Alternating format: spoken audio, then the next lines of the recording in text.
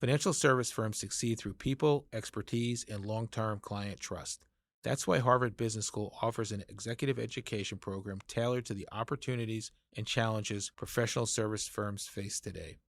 In Leading Professional Service Firms, a 5-day program on the HBS Boston campus, senior leaders will focus on strengthening their strategy while delivering outstanding client service.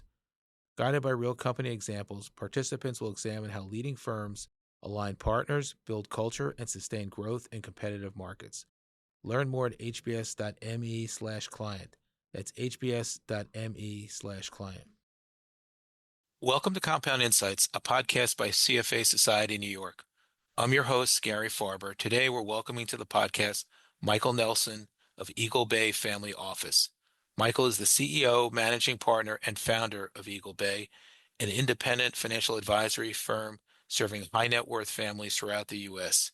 He has over 30 years of industry experience, including previously as a partner at Executive Money Management and as a portfolio manager at RBC Capital Markets. Michael, welcome to the podcast today. Thank you for having me. It's great to see you. Michael, can you share with us your path to founding Eagle Bay? What are some of the takeaways from your success, particularly for those people who are looking to embark on a more entrepreneurial career path?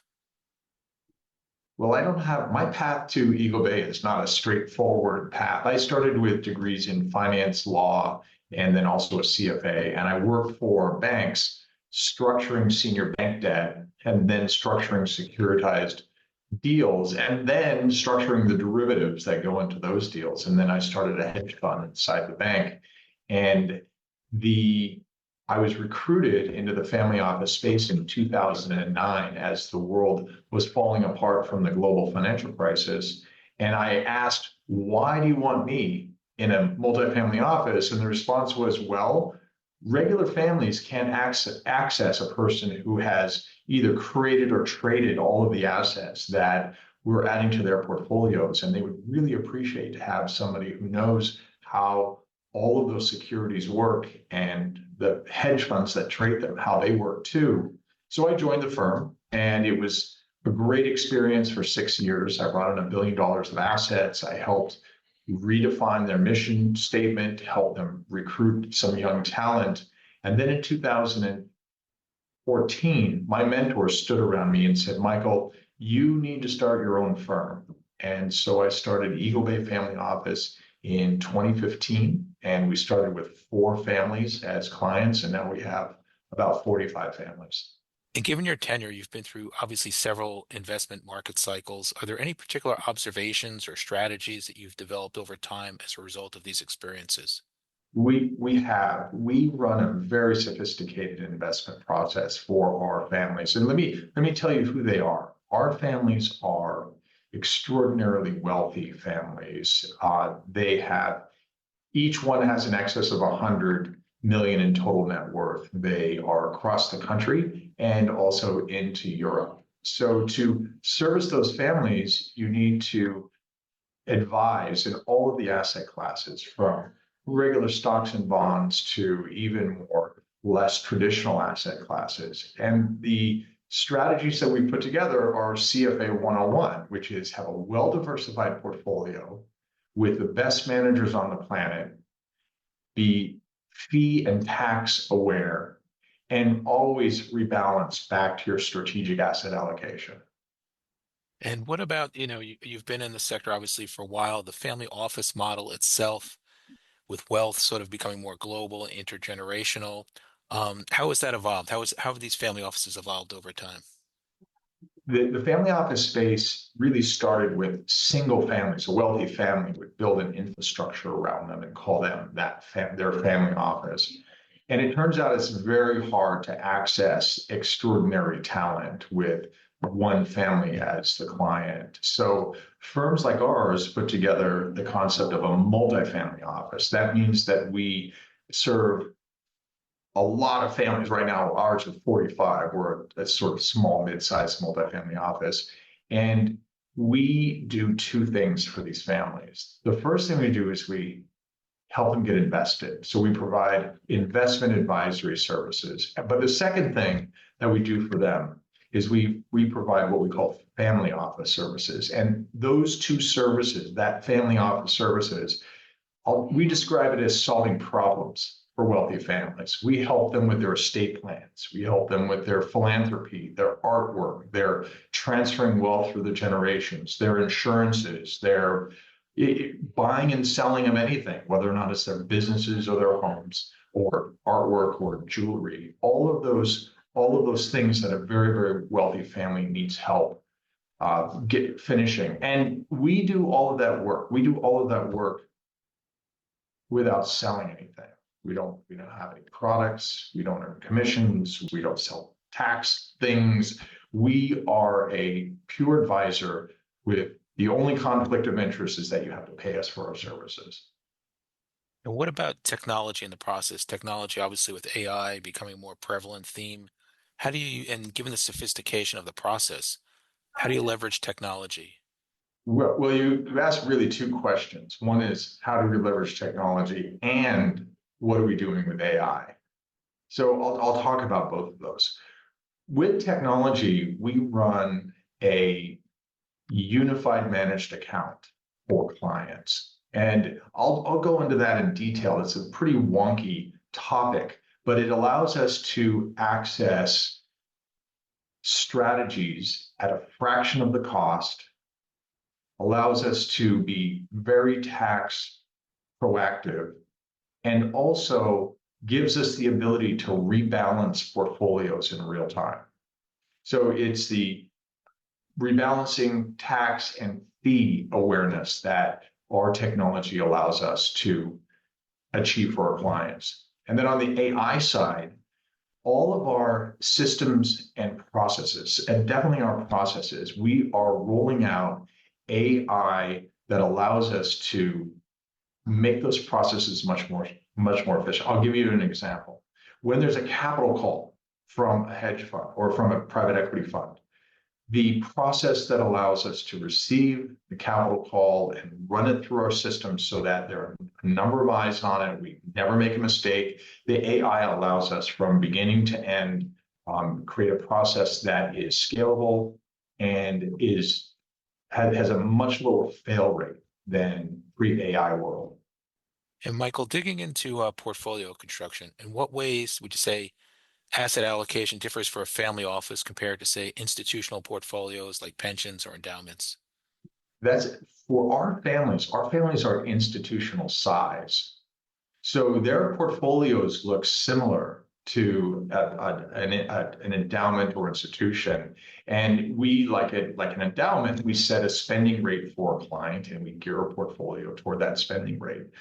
Also, what's similar is that our clients are able to access alternative asset classes that those big pension funds and endowments are able to access. So our client portfolios look similar to the pension funds type clients rather than the mass affluent type families. We are investing for multiple generations.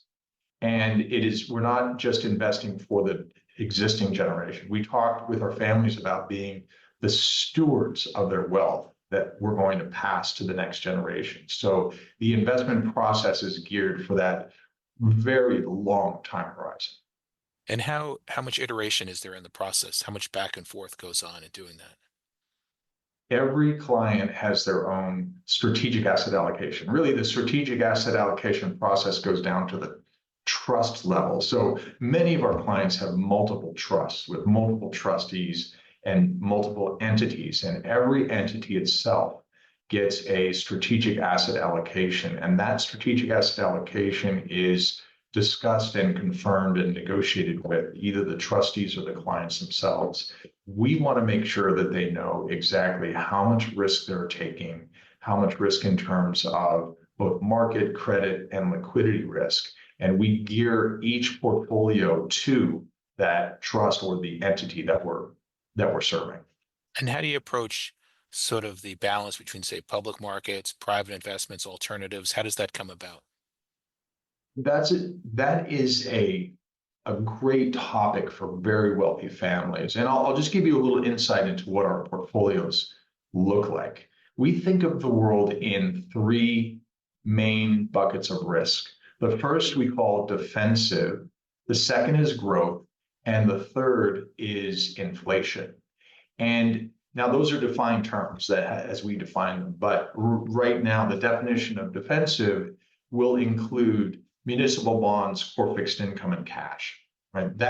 Those investments, we don't have alternatives inside of that. Everything is in purely liquid form. Either the clients own the underlying muni bonds, or we have corporate bonds, ETFs, or mutual funds that express that part of the asset allocation.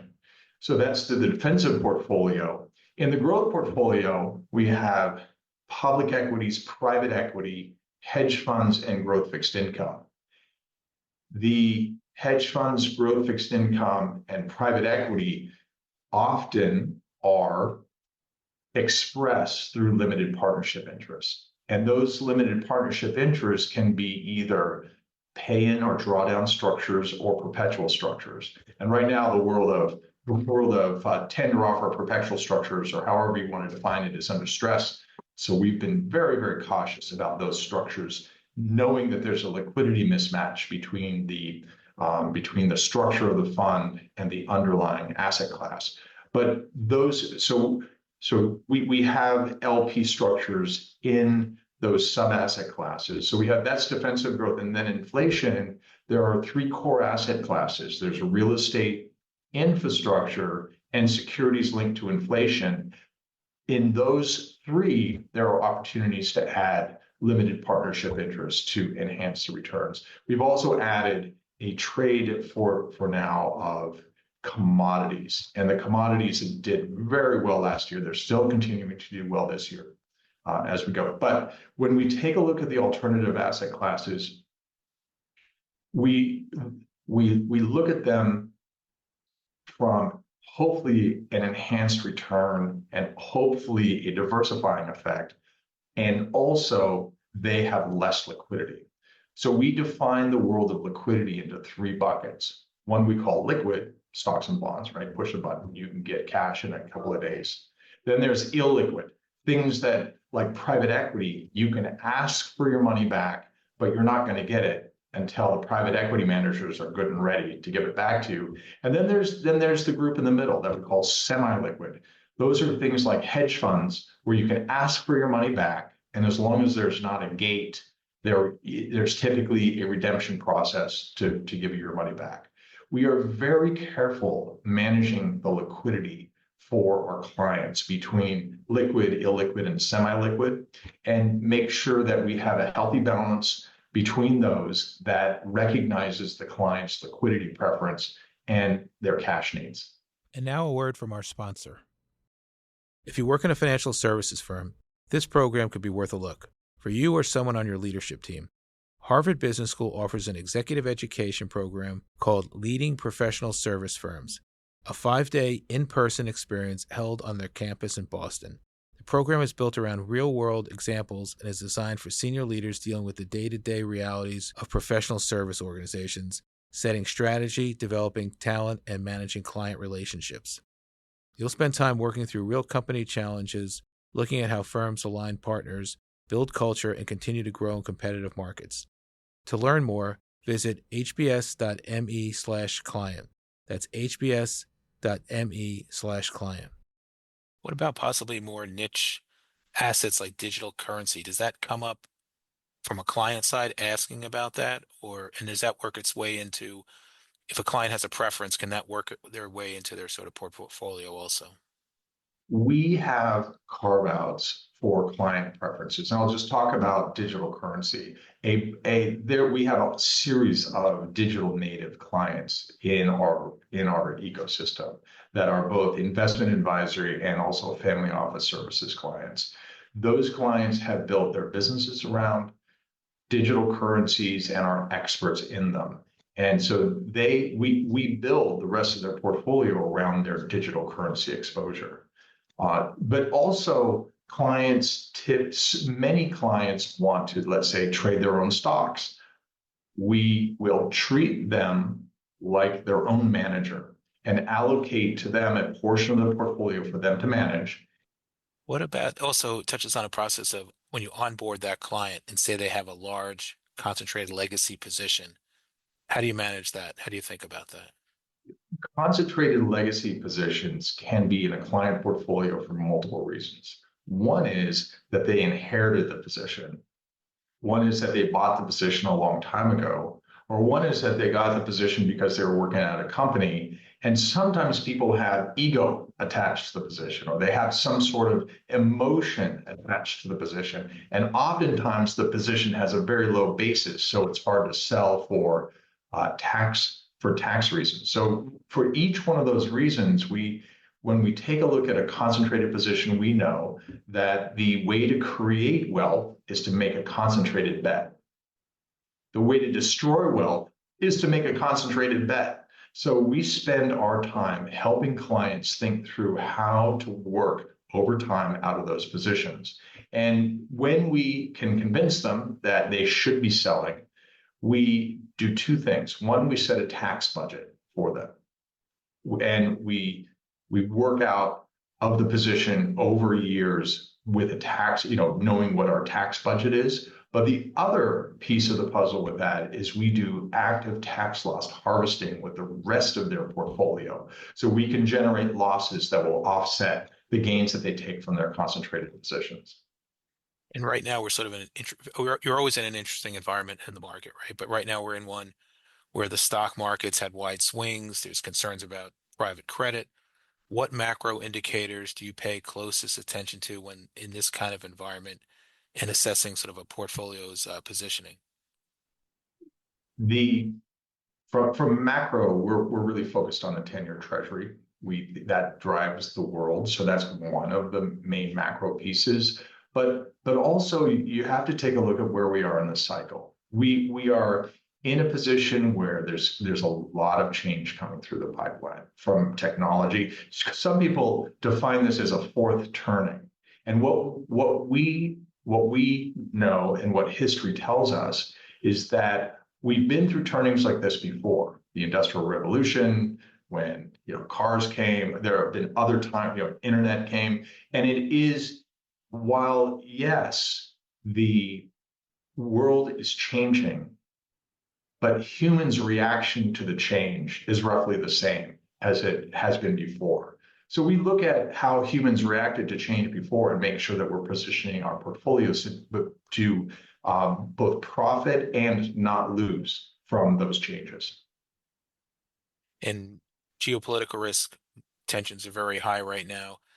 Is that a short-term thing in your portfolio positioning process, or is that sort of a real-time thing that you have to The, adjust for? the wars are terrible for humans, but they're often great for markets. So when there's a war, which this is not the first war that we're in now, it's not the first war that we've seen, but we position portfolios, and I know that it's not very popular to talk about, but we position portfolios for the markets who win during this type of environments to profit for our clients. And within the broader investment process, how do you frame tax efficiency? Should it be a primary driver of a decision or just sort of a secondary optimizer? We never want to let the tax tail wag the investment dog, right? We can't let the tail wag the dog, but taxes are one of the three most critical pieces of our investment thesis. The first is fees. How can we take the fees that our clients pay and bring them down as low as possible? The second is taxes. How can we invest in a very tax efficient way? And the third is rebalancing. We want to make sure that we're rebalancing back to a client's strategic asset allocation as the portfolio drips away from it. So taxes are critically important. Sometimes they're less important. Sometimes it's less important to worry about taxes if you have a huge position that you need to get diversified against. And then sometimes it's really critical to look at taxes especially when clients are adverse to paying them. So there is a healthy balance and tension between looking at taxes and making sure that the portfolios are rebalanced properly. And moving into risk management, when advising families, how do you reconcile differences in risk tolerance across generations within the same portfolio? Oh, well, I told you before that our portfolios have three buckets of assets. One is defensive, the other is growth, and then the third is inflation. And within those portfolios, we run a very diversified group of managers and strategies, the best that we could find of managers and strategies that, as a diversified portfolio, do very, very well in markets. The difference between a young person and an old person, for example, is their time horizon. Now, I told you before that we're investing for 1, 2, 3, 4 generations out, not just for this specific generation, but we are mindful of people's stomach for volatility. So as people age, typically their stomach for volatility reduces. And when people are young, their stomach for volatility is higher. So the difference between those portfolios will be for people who are willing to take more volatility, we tilt more toward the growth portfolio. And for people who are willing to take less volatility, we tilt more toward the defensive part of the portfolio. And these, by the way, are reference portfolios. These are, something that you could consider to be something that we aspire to be. But there's no one client that has exactly the same portfolio, just given their liquidity preference and time horizon and risk tolerance. And when you look at strategies like private equity or private credit, where they may be somewhat illiquid for a period of time, do you find that as family offices initially approach those assets or hold those assets before you consult with them, that they may underestimate some of the risks or just not fully perceive what they're in? They do. So I'll have a conversation about private credit. My first job out of law school was to structure private credit. So I learned then it's easy to lend money and it's very hard to get it back. And that asset class over the last, I don't know, 7 or 8 or 9 years has been a very attractive asset class for people to add to their portfolios. I've been told that some families have up to 25% exposure in that asset class. And we didn't agree with that type of asset allocation. As a matter of fact, about 18 months ago, we looked at that asset class and said, we think that there's going to be a problem. We think people are overexposed. We think that people don't understand the risk. And in our portfolios, we took that asset class down to about 4% of total portfolios, in some cases even lower. But in exchange, because we like to have growth fixed income as part of people's portfolios, in exchange for that, we added 2 distressed debt managers. Our thesis for that adding of distressed debt managers was we think there's going to be a problem in the primary space, but the way that to make money, if there's a problem there, is to have managers who really understand how to work with distressed debt. And so those managers, we had, like I said, we had that about 18 months ago. Those managers have been doing very well over the last 18 months. What's the due diligence process as you select a manager to be part of your portfolio there? Well, that's great. We run a full open architecture program.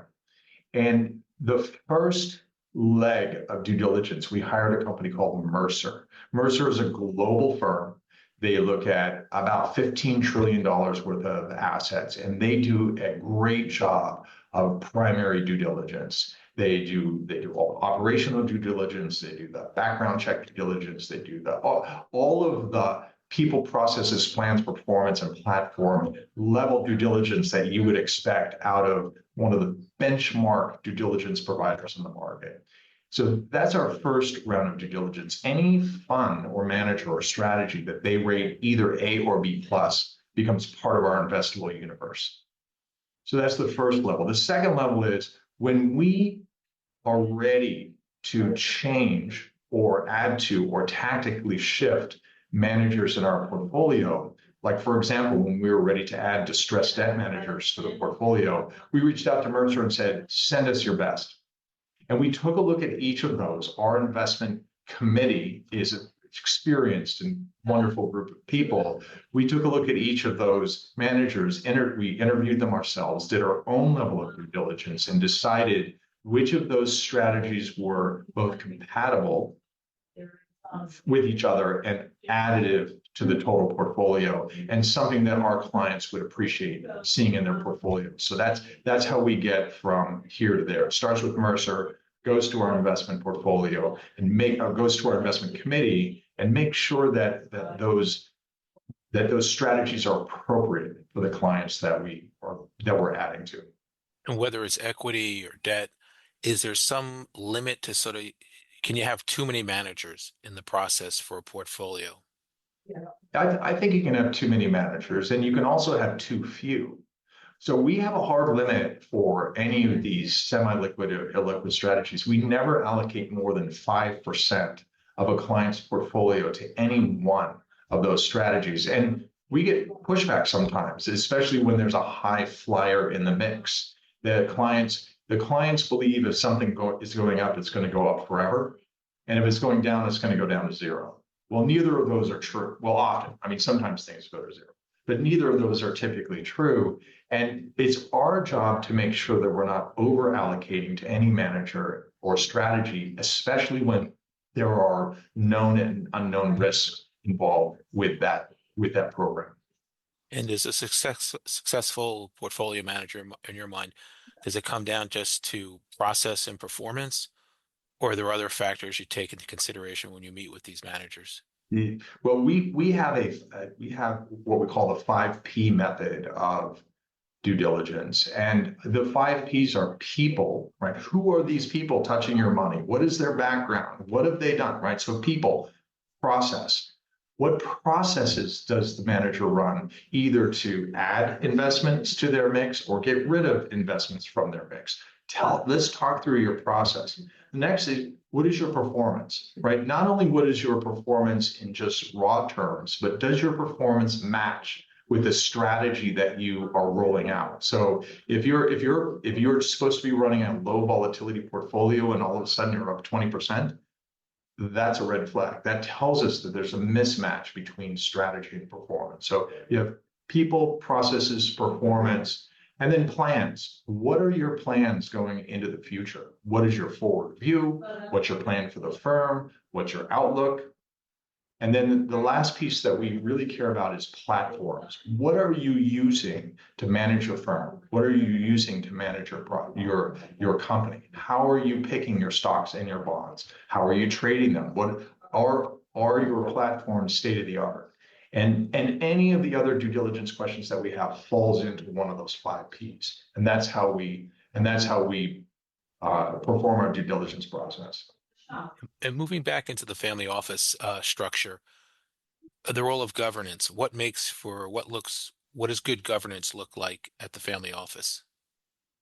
So every family is different, and every family is the same.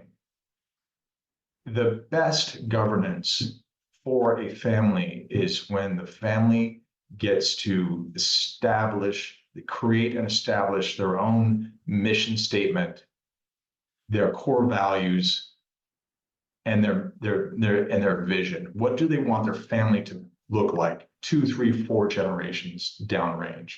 And once you establish that inside of a family and determine who has a voice and a vote, then a family can march forward through time as a unit. They can make great decisions that are in the family's best interest, and they can leverage the partners like us to help implement that mission, vision, and values. Lastly, Michael, if we looked 5 years out, what in your mind will distinguish the most successful family offices? We are fans of the no conflict, only get paid by our clients approach. So many firms have started like we've started with that ethos, and then they branched out into selling insurances and then having funds of funds. But there's room in the market for that group of firms, and there's room in the market for our group of firms. So I think that both approaches can be wildly successful. And also, as you look downrange, there's a lot of consolidation in our industry. There's a lot of M&A activity happening. And it turns out that for every one firm that's purchased, 2 more pop up.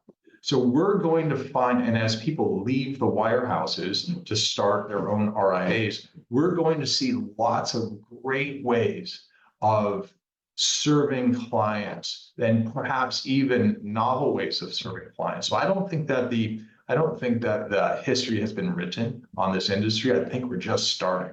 Michael, thank you for sharing your highly valuable insights and perspectives with us today. And to our listeners, thank you for tuning into Compound Insights from CFA Society New York. We'll be back soon with more conversations with leaders in finance. Until then, I'm Gary Farber. Thank you for listening, and we'll see you again soon.